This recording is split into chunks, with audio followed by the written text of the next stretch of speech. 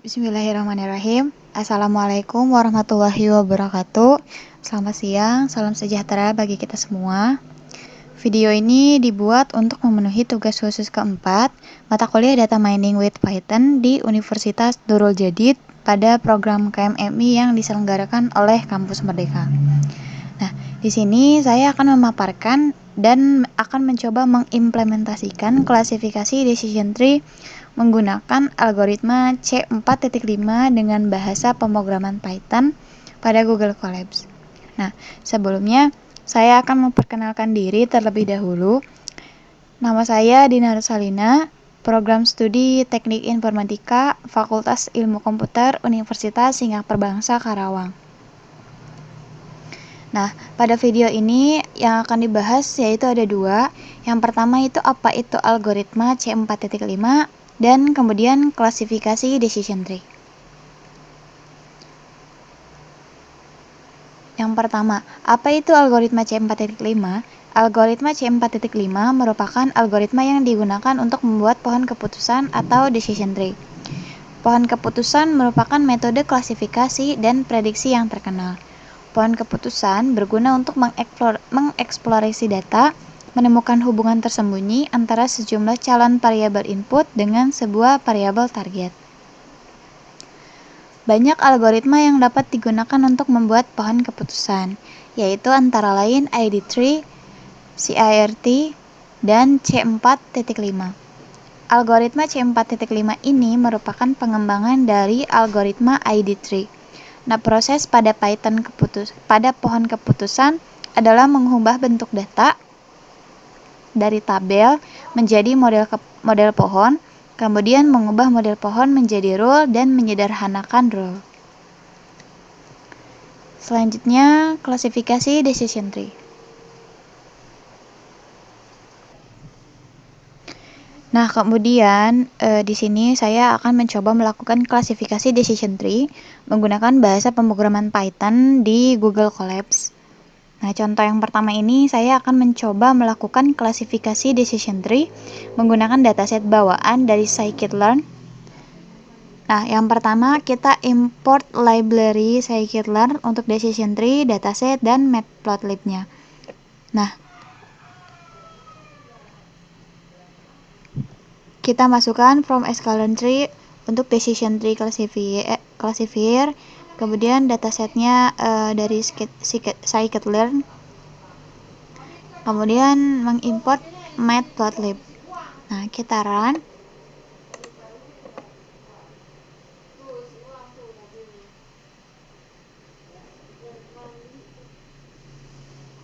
Sepertinya belum connect internet, jadi kita akan mengkonekkan terlebih dahulu. Kalau di sini sudah terlihat seperti ini, maka sudah connect internet.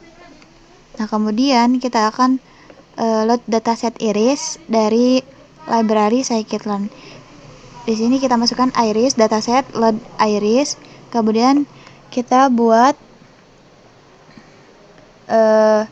features ini untuk menyimpan data irisnya dan kemudian target untuk menyimpan kelas label dari datanya. Nah, kemudian kita run. Nah, jika ingin melihat datanya, kita bisa tinggal menggunakan function print features.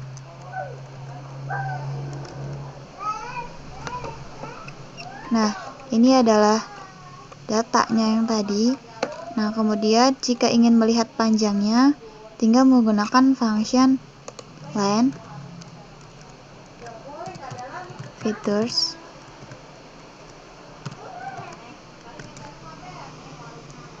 Nah, sebanyak 150 record. Kemudian kita akan membuat objek model decision tree dengan perintah decision tree classifier, kemudian kita masukkan random setnya 0, max depth-nya non, min sample speed-nya 2, min sample lib-nya 1, min weight fraction lib-nya 0, max lab nodes-nya non, dan min impurity decrease-nya 0. Kemudian kita run. Jika tidak ada error, maka berarti kita telah berhasil membuat objek modelnya. Kemudian kita akan training model decision tree-nya dengan perintah model decision tree.fit.features dan target tadi yang kita sudah buat. Kemudian kita klik run. Nah, jika sudah, kemudian kita akan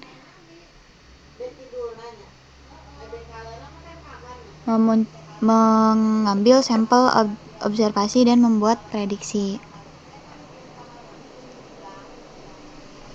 Nah, fungsi predik di sini adalah untuk memeriksa kelas yang dimilikinya, sedangkan predik proba di sini untuk memeriksa probabilitas kelas dari prediksi tersebut. Kemudian kita run. Nah, maka akan muncul array 0, 1, dan 0. Kemudian kita akan membuat grafik visualisasi decision tree. Kita akan mengimport terlebih dahulu py.plus, kemudian tree-nya dari scikit-learn, kemudian kita masukkan .data tree export, karena kita akan membuat grafik, jadi kita masukkan graphics, kemudian kita masukkan decision tree, add filenya non, features name, edisinya features name, kemudian class name-nya target names. Nah, from ipython.display import image ini kita masukkan, kemudian graph yang tadi kita masukkan, kemudian image-nya kita tulis graph.create_png karena di sini kita akan membuatnya dalam bentuk PNG. Nah, kemudian kita run.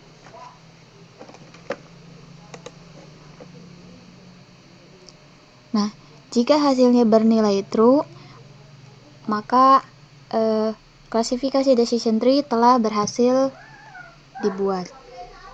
Nah, untuk melihat decision tree yang telah kita buat tadi, kita bisa lihat di sini di file. Nah, ini ada iris.png karena tadi kita menamai datanya iris.png. Nah, kita bisa buka. Nah, ini decision tree yang telah kita buat tadi.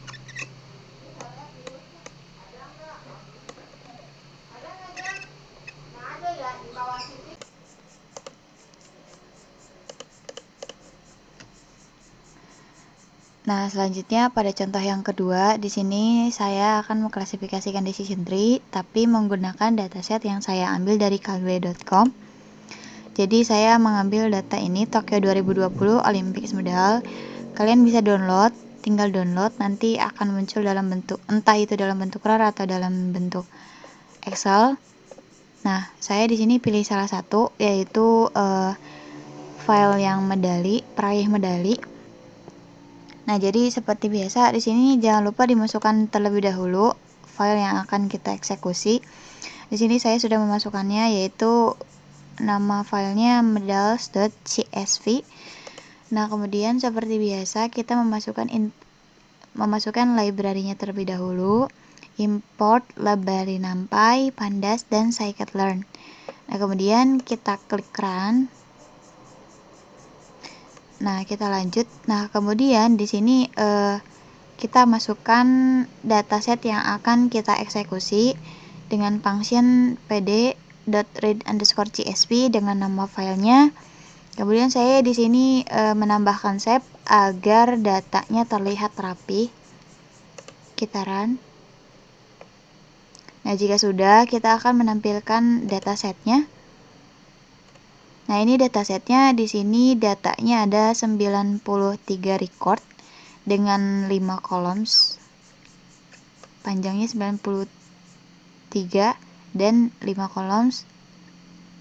Nah, kemudian setelah datanya dimasukkan, kita akan mengubah data frame-nya ke array NumPy dengan menggunakan function dataset.to_NumPy. Kita run. Nah, jika sudah, kita akan menampilkan dataset yang telah kita ubah ke array. Nah, ini yang sudah diubah ke array. Ada 93 baris. Nah, kemudian setelah diubah ke array, kita akan membagi datasetnya menjadi dua, yaitu untuk data training dan untuk data testing.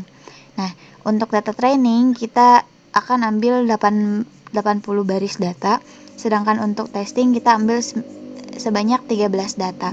Jadi kita di sini masukkan data training sama dengan numpy.concatenate.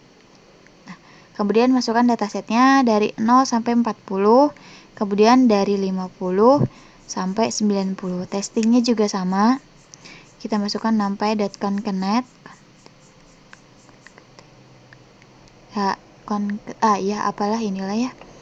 Kemudian kita masukkan 40 dari 40 sampai 50 dan 90 sampai 93.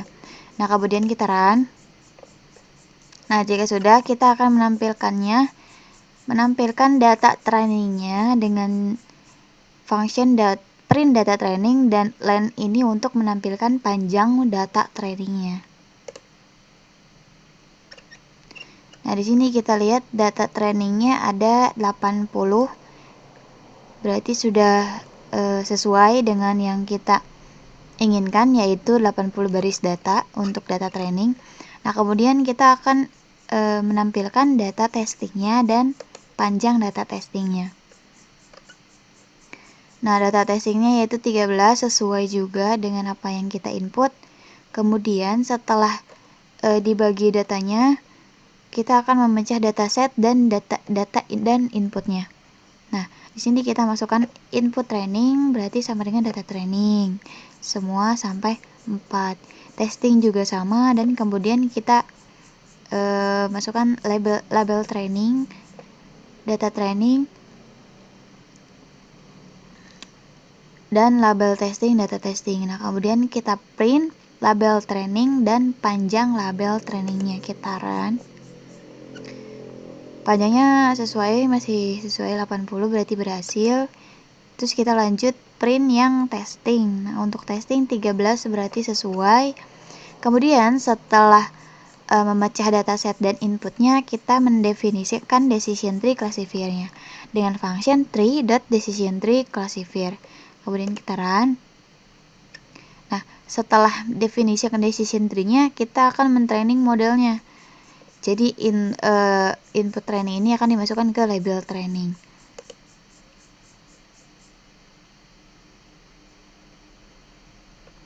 Nah, setelah mentraining model, kita akan melihat hasil prediksinya, yaitu jika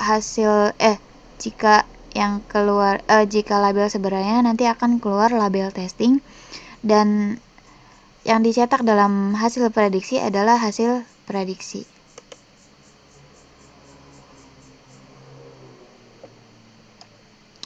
Nah, label sebenarnya ini dan hasil prediksinya ini. Nah, kemudian kita akan melihat apakah akurasinya berapa persen, dan di sini masukkan function prediksi benar.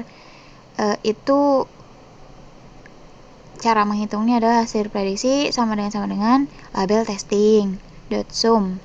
Kemudian kalau prediksinya salah, hasil prediksi tanda seru sama dengan label testing .sum.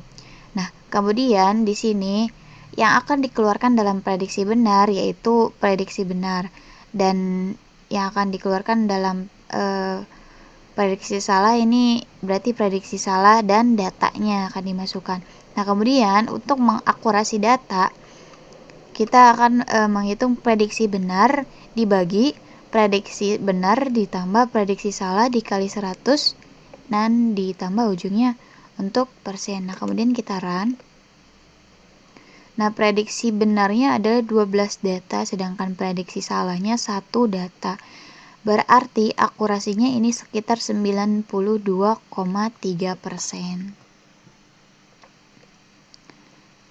Nah, mungkin cukup sekian video kali ini. Kurang lebihnya mohon maaf. Wassalamualaikum warahmatullahi wabarakatuh.